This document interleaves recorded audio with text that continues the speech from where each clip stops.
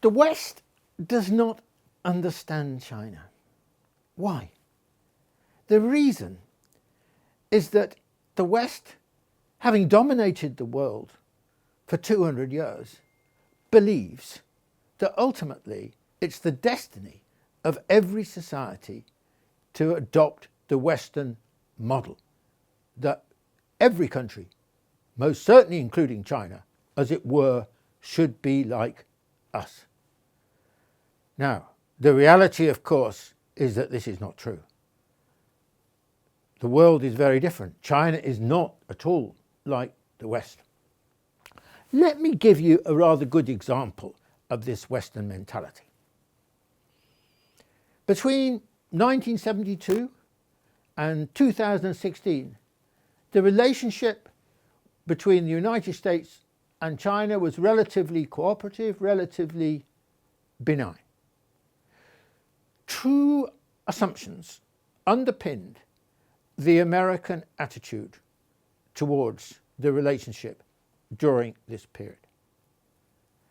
The American government believed that as China modernized, it would increasingly westernize. And if it didn't, then it would be economically and politically unsustainable. This was an extraordinarily arrogant and hubristic attitude, which resulted in a huge miscalculation, because China not only grew like crazy during this period, but it grew so successfully that now it's really not far behind the United States. And politically, well, China remains with a very different political system than characterizes the so-called Western democracies. China is different. Why? Because China is rooted in the history of Chinese civilization. It's a civilization state primarily, only secondarily a nation state. It's rooted in Confucian values, very different relationship between the state and society, strong commitment to meritocracy in the conduct of state governance. Now, nowhere is this chasm between the American mentality and the Chinese reality more evident than in their respective political systems. Now, it is the belief in the West that the highest form of political system is a Western-style democracy, consisting, for example, of a multi-party system, universal suffrage, rule of law, that kind of thing. And that ultimately every country should be like that. And those countries, like China, that don't have that, fundamentally lack legitimacy. Now, let's put this in some kind of historical context, shall we? This has been the main calling card of the West since 1945. But let's go back a bit further to the period between the World Wars, 1918 to 1939. And actually, if you look at what we now know as the West, then apart from the US and the UK, most Western societies in that period were not democracies. They were much more sort of authoritarian regimes of various descriptions. Now, therefore, what have been the conditions? This is the key question. What have been the conditions that have sustained this Western-style democracy in the period since 1945? Well, first, the West was dominant in the world, economically, politically, militarily. It also had relatively rapid economic growth rates, and people's material conditions steadily improved, low levels of unemployment, and so on. Until 1980. From 1980, things got worse. Between 1980 and the present, the living standards of half the American population have frozen, have been stagnant, have even, some of them, declined. That's a very long period. And after 2008 and the financial crisis, the situation got worse. There's been a long sort of rumbling crisis in a way, economically, in the West since 2008. That's why we got Trump, if you like. Because there was growing dissatisfaction in Western societies, not just America, but in the European societies and so on, during the period after 2008, about their living conditions, their security, and so on. Certainly this was true in the United States. So Trump was elected in 2016 on the basis of a great deal of dissatisfaction amongst Americans about the inability of the American system and American democracy to deliver a decent set of conditions and living standards for them. And of course we saw, after the presidential election, before the handover, an extraordinary event in America, January the 6th, 2021. An insurrection at Capitol Hill, citadel of American democracy, an insurrection against the elected officials. And what about Trump? What is Trump's attitude towards democracy? We never really found out. We could see he was skeptical about the American system, American democracy, but that's as far as we know. But certainly we can conclude this, that the future of American democracy as we have known it is very uncertain. Will Biden win the next presidential election? Will Trump stand in that election? If Trump doesn't stand, who would stand that would be like Trump? So for the first time in American history, modern history, there is a deep uncertainty about the future of American democracy. And this kind of crisis, if you like, of governing institutions and governing patterns and norms is in some degree or other true of a lot of Europe. Not so acutely, by and large, but nonetheless it's there. So what we have when we talk about Western democracy, or when the West talks about democracy, is a political system which is in crisis. Now, Western leaders are fond, and Western media are fond of alluding to the crisis of Chinese governments. Actually, there isn't, as we'll see, a crisis of Chinese governance. The crisis, ironically, is of course a Western crisis of democracy and its legitimacy. Now, one of the reactions to China's growth, increasing importance, rise, ability to grow throughout the period after 2008, and so on, has been what I would call a strategy in the West of deflection and distraction. Suddenly, China has become the Chinese Communist Party. They don't even refer very much anymore to the Chinese government. Somehow, China and the Chinese Communist Party have become synonymous. And in Manichaean terms, China, the Chinese Communist Party, is seen as evil. This is a return, if you like, of the old Cold War attitudes towards, in those days, the Soviet Union. Indeed, one of the arguments that you see increasingly used during this period is to equate the Soviet Union and China, to equate the Soviet Communist Party and the Chinese Communist Party.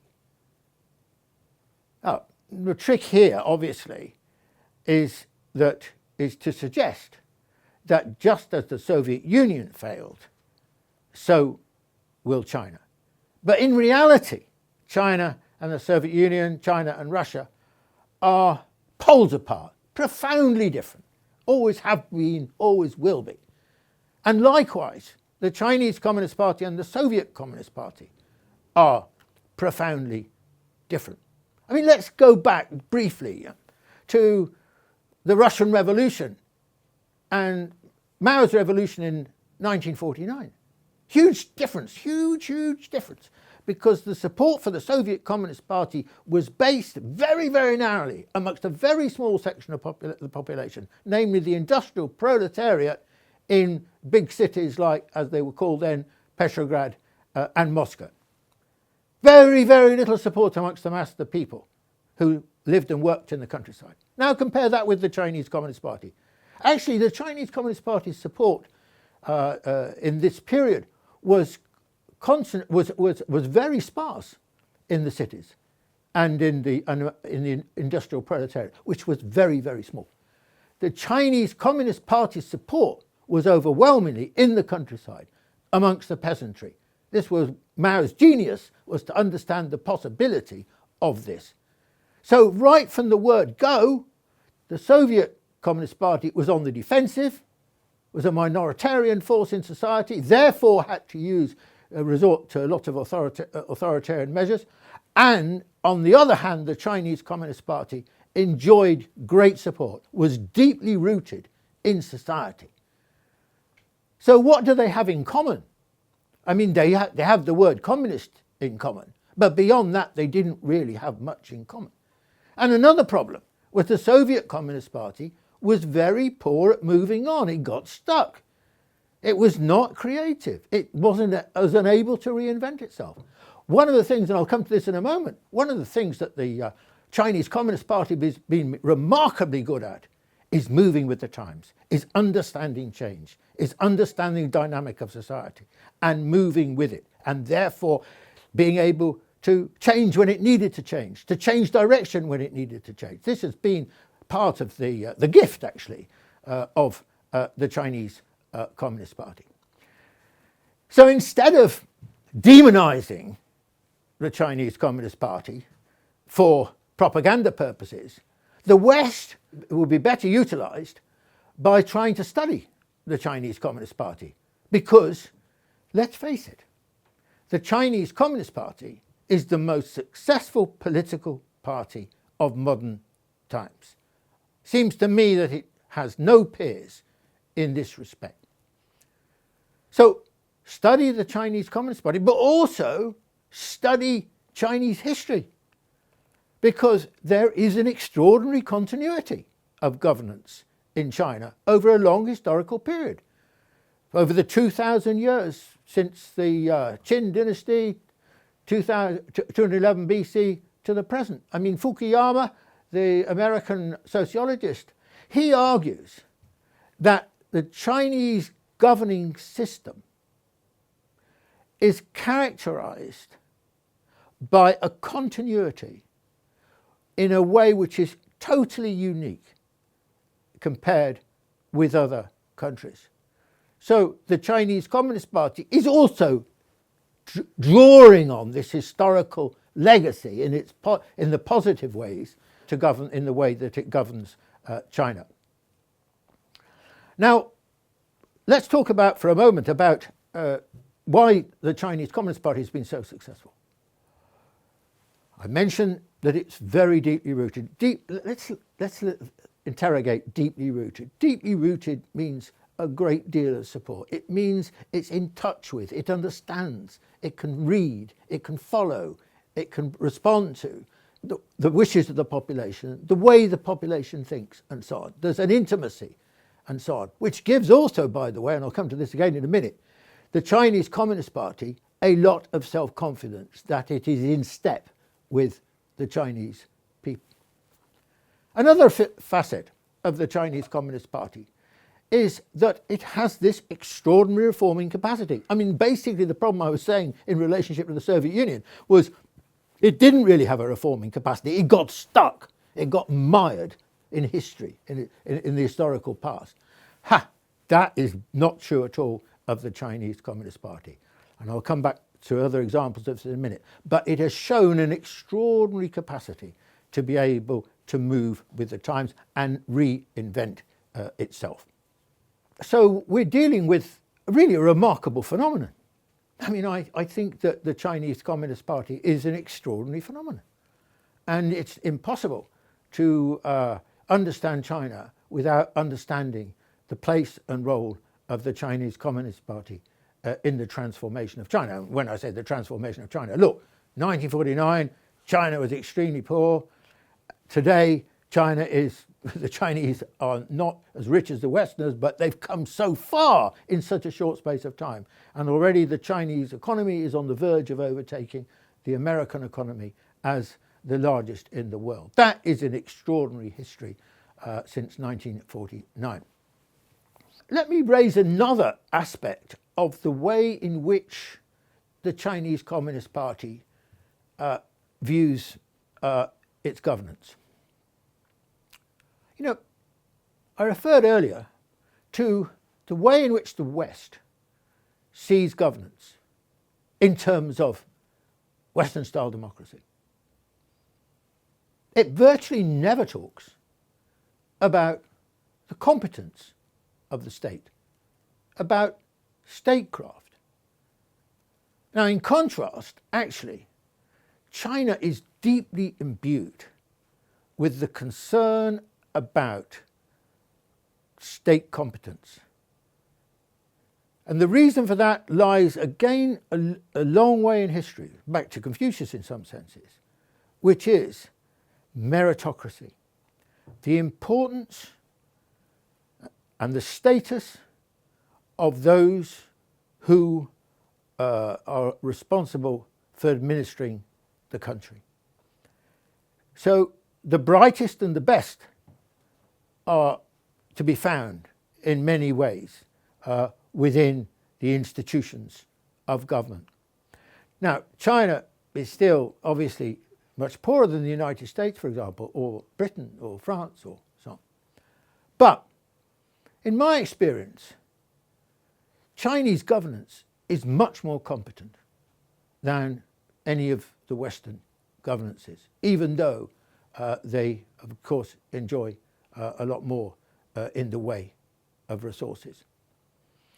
And the West could learn a great deal, actually, from this importance attached traditionally and today by the Chinese Communist Party to the importance of meritocracy in the selection of and recruitment of the government.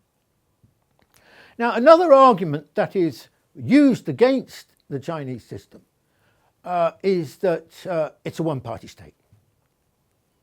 And a one-party state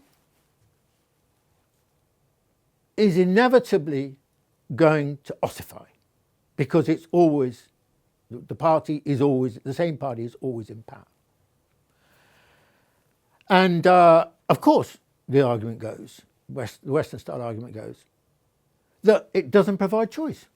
Because the importance of a multi-party system is it offers the voters choice. You can choose this, you can choose that, and so on. Ignore the fact that often there's very little choice to be made, but still they make this point. Now let's look a little bit at history here. Let's interrogate this argument. Let's go back to the late 1970s, after the death of Mao and the emergence of Deng Xiaoping as the leader of China. And Deng Xiaoping introduced a tranche of most remarkable reforms in all senses, from ideological thinking to administration. Deng believed that China had done quite well, but could do much better. It was growing 4.55% during the Mao period. Deng thought that the possibilities were more like 10%. So he introduced two absolutely crucial reforms, profound reforms, not itsy-bitsy reforms, profound reforms. One, he conceived of economic policy, of economic strategy, not simply as it had been previously, in terms of the state and the plan, but now the state, the plan, and the market. And of course, we all know that this was a key factor in igniting this transformed economic growth rate during the course of the 1980s and to this very day. Or take another very important reform coming from Deng's different way of thinking. China had generally been quite autarkic. In fact, at this period in the late 70s, trade was not very important to China. Its connections with the outside world were relatively limited. Deng saw that China needed to join the world. It needed to integrate with the rest of the world. It needed to trade and exchange with the capitalist countries. He was very confident, Deng was. Some might argue, oh, no, don't do that because maybe we'll lose. Deng realized the possibilities that this could unlock for China. And so you got this pattern of joining international institutions, a different kind of relationship with the United States, and the joining of the WTO in 2001.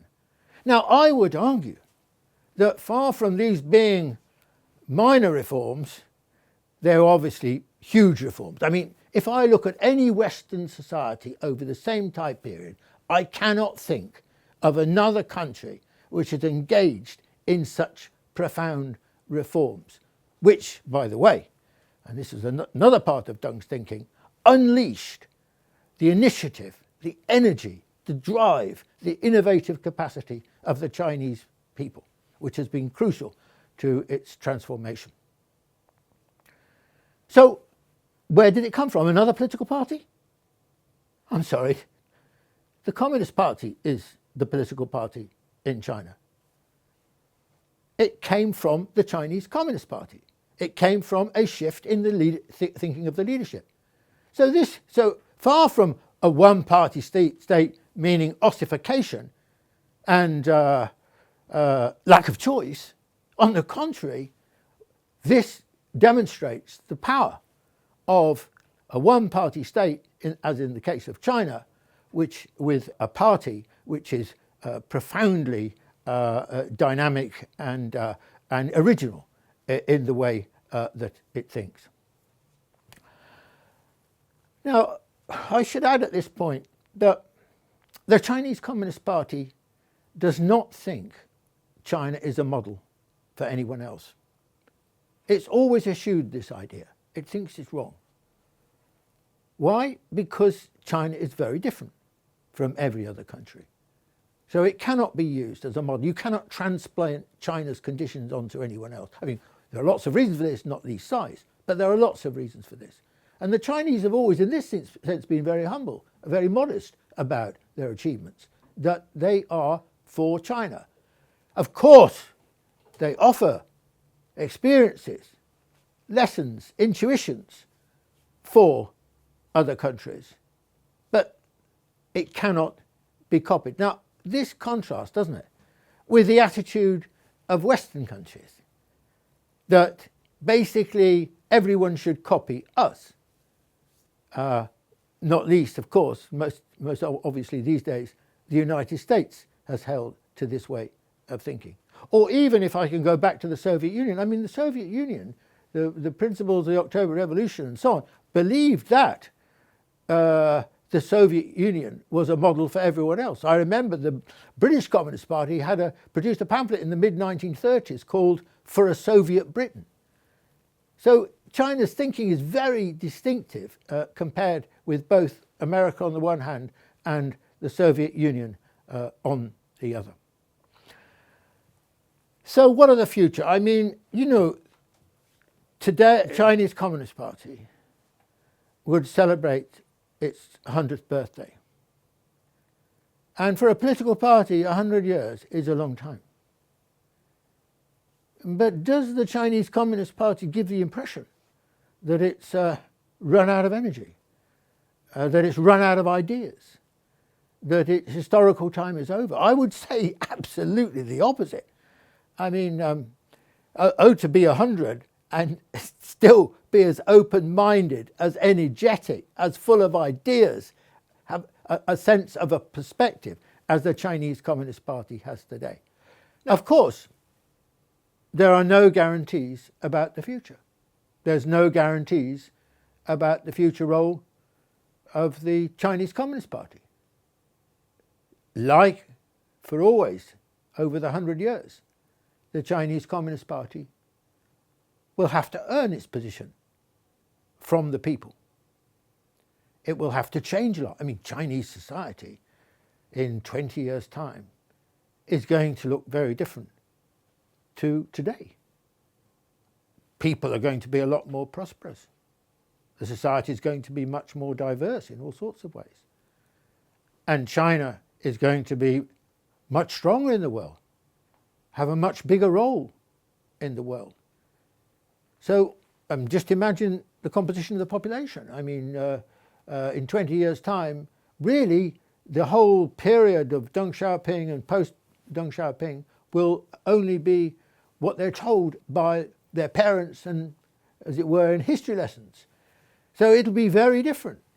But the Chinese Communist Party, so the Chinese Communist Party will have to move with society. And that's what it's been so good at, to move with the times, to move with the changes that are taking place in society. I cannot think, quite frankly, of a better example anywhere in the world.